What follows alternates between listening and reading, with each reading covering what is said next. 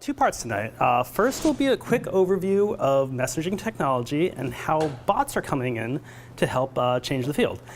And then the second half will be specifically about a project that I've been building during an internship that I've worked with this company called Get Human since the fall.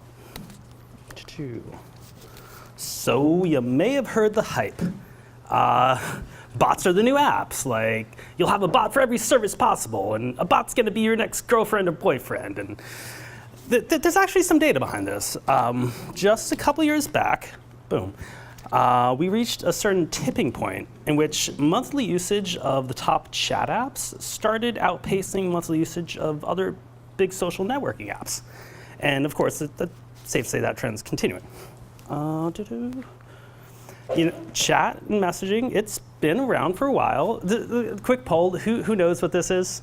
Recognizes this? Who's old? Yeah. Okay, good. This is like a little under 50% here. Okay. This is IRC. It's just an early chat app, very simple. People talked on the internet. Messaging technology has been around for a while, but there's been a recent resurgence. Why is that? Well, the medium has a certain stickiness. It's immediate, it's personal. If like someone's engaging in the chat experience, it's a little more involved than just reading a document on a page. Right now, everybody's online. It used to be, the nerds in their dark rooms, but now it's everybody has a powerful computer in their pocket. And now businesses are investing real money, time, and people in the messaging technology, and there's a lot more capabilities out there. So, yeah. Yeah, so there's a lot of companies doing a lot of variations on chat technologies.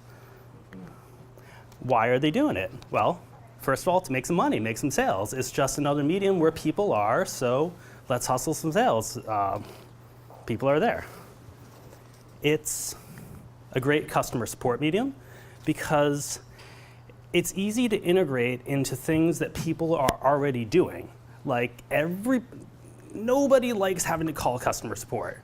But if it's just like a little chat window inside of a shopping app that you're already doing, that's much easier. It goes down a lot easier. And then inbound marketing, which it's sales in a way, but that's where you're providing content and services that will eventually direct people back to where you really make money. So messaging on its own, it doesn't scale all that well, because without the bot technology, you need people staffing it. It's just like a call center, and people are expensive. So even though you have the advantages of the different medium people are on, like, it doesn't scale well. But bots are here to take those jobs, or help us with those jobs. I know, bots. Now, they're only starting to approach the level of like useful things that humans can do, but if you define and restrict the problem space enough, like you want a bot that only sells pizzas or only tells you the weather, you can make something useful with existing technology without too much trouble, or too much time. I'm going to show a little diagram here to show a typical pattern in which bots are implemented. There's a lot of ways this can happen though. But this one starts with someone on a messaging platform entering a message. The platform triggers a message to send to the bot. The bot checks in with a bot framework program. This is a class of services out here that just provide a structure for building your bot. They provide additional tools like natural language processing and speech recognition. Just make it easier to construct your own bot. The bot can also connect with more advanced programs like TensorFlow. That's a machine learning tool that you can tune to refine the conversational experience using lots and lots of examples and lots of refinement over time. And thirdly, you can simultaneously hook up your bot to just actual humans on one end, because sometimes you can't trust the robots. Yeah. And then either way, it forms a message, just sends it right back. Dun, dun, dun, dun. So there's a lot of tools out there. It might be a bit intimidating. You got like frameworks to build the bots. You have authoring tools to write the scripts, connectors to help deploy your bots, the platforms themselves that have lots of tools built into them for building your own bots. And it may seem a little overwhelming, maybe intimidating, but I'm here to tell you today that you don't need any of this. All you need is Node. Yeah. You know, a few packages. And you can get like a pretty basic bot that works off the ground. I do want to give this disclaimer before I transition into talking about my own bot. This is my first like real project after bootcamp. I finished Dev Bootcamp earlier last year. Cheers. Yes, forgot. But this is like for real. It does a thing. It's going towards production, so I'm proud of it. It's not 100% complete, but it's close enough that I feel I have some insights that we can share. Okay, so this fall I spent in idyllic New England watching the leaves turn and helping out Get Human. They are a company whose mission in life is to help people smooth out their customer service experiences, make it a little less painful. To that end, they provide a directory of contact information to reach companies, like what's the best number to reach Verizon customer service to reduce my bill. And they also provide a premium service where their agents will solve problems for you. So soon into the internship, I had a lot of conversations about how I could help out, and we determined the best thing I could do was build them a bot that would expand the range of their services to chat platforms. And specifically, we chose Slack and Facebook Messenger just for their ubiquity in the two different, like, everybody and workspaces. Okay. So before getting into the code, I'll show you a few diagrams, a few workflows about how the bot processes a message request. So 3 main sections here. On the left, we have the various chat platforms. Inside, we have the bot itself, the thing I created. And at the end, we have Get Humans API. It's just like, it's a private database of just all their customer service information. So what happens in typical request? User enters a message, sends to the bot. Bot determines what to do with it, either ignore it or send on request over to Get Human. Get Human returns a whole bunch of data to the bot. The bot chops it up and formats it into the message that the platforms want to hear and sends it back, and the user on the other end gets a formatted message. And now this diagram breaks down what's going on inside the bot a little more. One second. So this process again, user sends a message, sends it to the brain. Before we describe the flow, let's describe the parts here. The brain is all the central processing that's common to the entire program. Firebase is the real-time database where we maintain state, which is not strictly necessary if you're doing like a super simple bot like tell me the weather, but if you want it to remember customers or like remember the state of the conversation, you have to save your state somewhere. The bot handlers are a set of modules that interact with each of the individual platforms. So for every integrated platform, you have one bot handler. Similarly, the action handlers are for every action you want to take in response to a message. And right now, it's just ignore it or process it. And there we have Get Even on it. OK, process again. Message goes to the brain.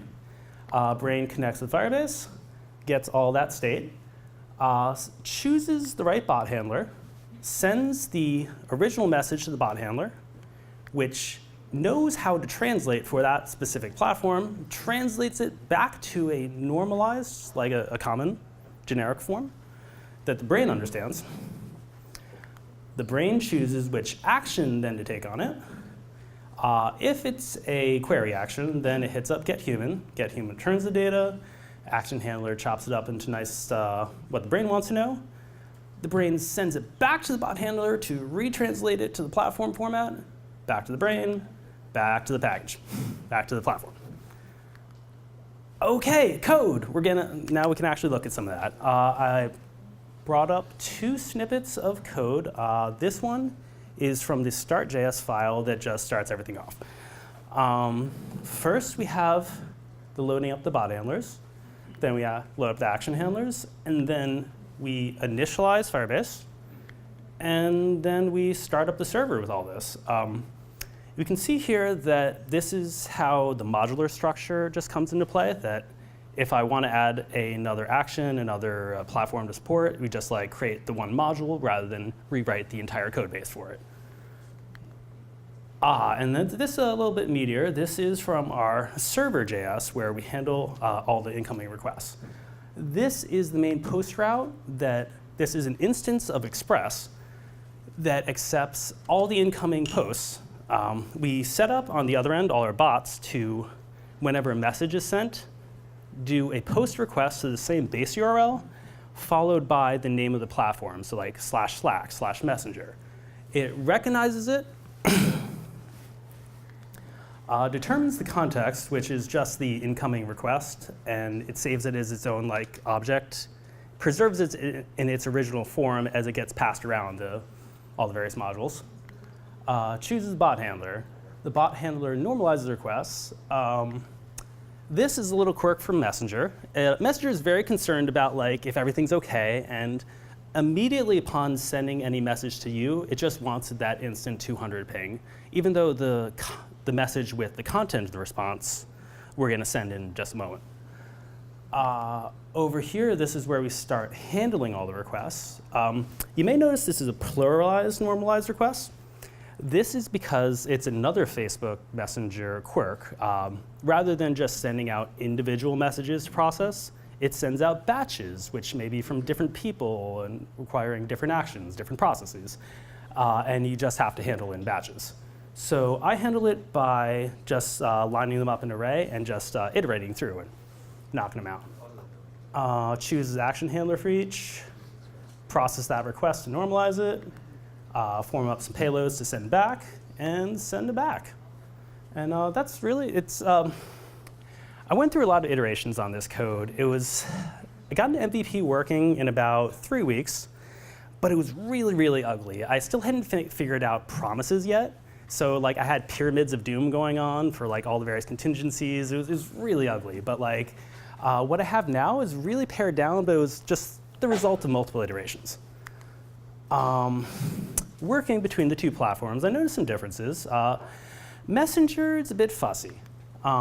They give you a lot of formatting constraints. You don't get to choose your fonts. There's a lot of like character constraints on all the fields. It's a little annoying to work with. What they force you into their box. In setting up your Facebook Messenger bot, there's a lot of moving parts. There is the page itself. There is an app that is created in Facebook to interact with your bot, and then it's your bot yourself. And you just have to make sure everything is communicating with each other right. And if one step is gone, everything breaks, and you don't exactly know why. And it requires approval before showing to the public. Like, as much as I would love to just show you the link to go talk to my bot now, you have to have the perfect version of your bot before you submit it, because if you submit your bot, well, there's errors and stuff, they will reject it. We are very close to doing submission there. Slack, on the other hand, I found a lot easier to work with. They give you a lot more leeway. Very customizable in terms of fonts, technologies, the media you can integrate in it. Deeper interactivity. Just like one example, you can create a bot user in a chat room, a Slack team as they call it, that will listen for certain keywords and phrases and then trigger an action based on just that. And it's easier to share, at least at first. You can create your bot app and just share people the link with it and allow people to download on their own teams.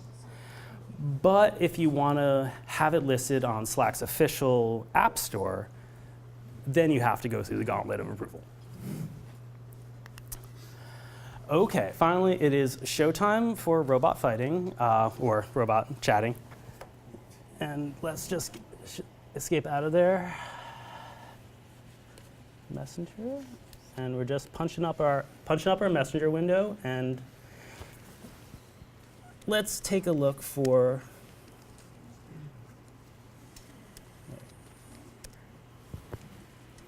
This is a little test account that hosts the bot for now. It has a little message here. Can we? Much better. It just has an intro message saying like, on the Facebook end of things, GetHuman wanted humans to also be able to answer the messages, so it doesn't send an auto response for every single message. I included a prompt for the humans interacting with this to prompt include the word bot before everything. But let's see if someone just says, please help. Nothing happens. What if just help? Oh, well, I did include a little route just if someone says help. I just hard-coded that. I didn't use any natural language processing. I just like specifically chose if someone types this, then this. But if someone types, OK, let's look at bot Verizon. I'm having Verizon problems. It has a series of cards that displays like the common issues that customers run into, links for more info about it on GetHuman's site. This fix this issue for me thing where you can see where the character cutout was very inconvenient. And they have a link to fix people's problems. And you scroll along long enough, they have some contact numbers, and can trigger some other searches. Like, let's search for Verizon Business instead. Let's take a look at the Slack version.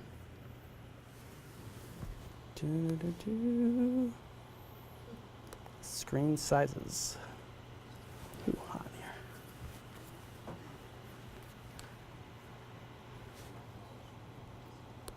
here. OK, so what triggers a bot search in this app is a slash command, in which that's how Slack does its special commands.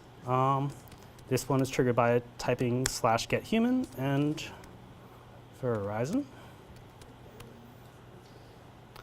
And it should be turning out, please. Scrolling down. There we go. There we go, yeah. And top issues, where it's a similar format, except it's a down scrolling. Best contact methods, more information. Funnels them into GetHuman's main page. So that's basically it. Like I said, it's pretty functional, but there's some things I want to add on, some things to tweak. Want to make bot more intelligent, like, well, it's acceptable to just funnel people's answers and say, I don't understand that, just please tell me in this format. I'd like one that could understand people's natural phrasing and divine intent from that. So I'll have to learn natural language processing, incorporate one of those tools. Allow for additional actions, such as like a feedback route where people can I can log feedback. Payment processing, because GetHuman's got the paid service that they want to funnel people into. Complete the approval, get the public talking to it, and then add some more platforms. Yeah.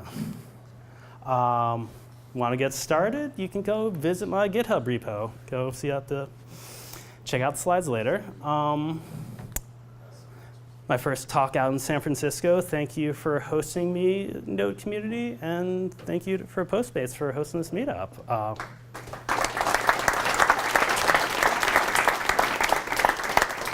I guess we got some time for questions.